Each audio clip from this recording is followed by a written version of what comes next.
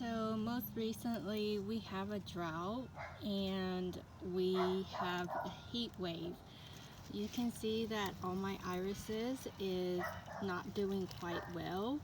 What happened here is that when it's too hot outside, um, what I did not want to do is to water them and get them rot. So I water them once a week, and due to the drought that we have here in California, I cannot be using too much water. So I only water my plant once a week, or sometime I waited for like 1.5 weeks in order for me to water my irises. So we can see that the irises is a little bit wimpy and struggling. These are expired eggs. So with the expired eggs, what I'm going to do is I'm gonna give it to my irises. So basically, with the expired egg, you don't want to get sick, salmonella or whatever. You just I don't want to get sick, but it is actually good for the rhizome. So what I do is I dig a little hole, not to disturb the rhizome. I crack the eggs open and I put the eggs in the hole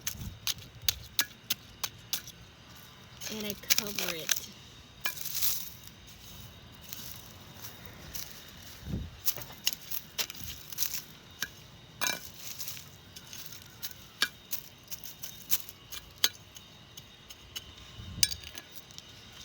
And I have like a few more irises. I have a few more eggs. I have 2 more eggs that I can put into my irises.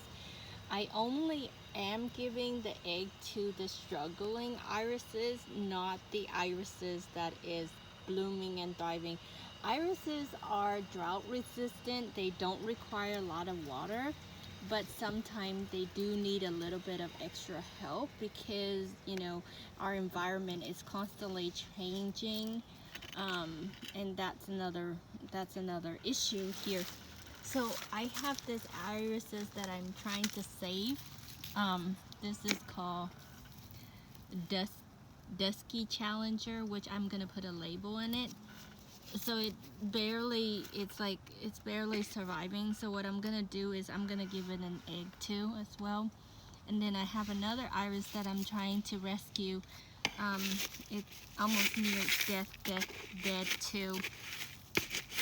Generally in a pot, I try to keep it a little bit moist because my iris that are in the pot, they're the one that about to they need help. They need lots and lots of help. So this is what you can do with the eggs that you have that are expired. So if you check and the eggs are floating on top, so if your eggs is floating on top, all you have to do is give it to your iris, and that will help the iris become a little bit stronger. So that's how I do it with my expired floaty egg.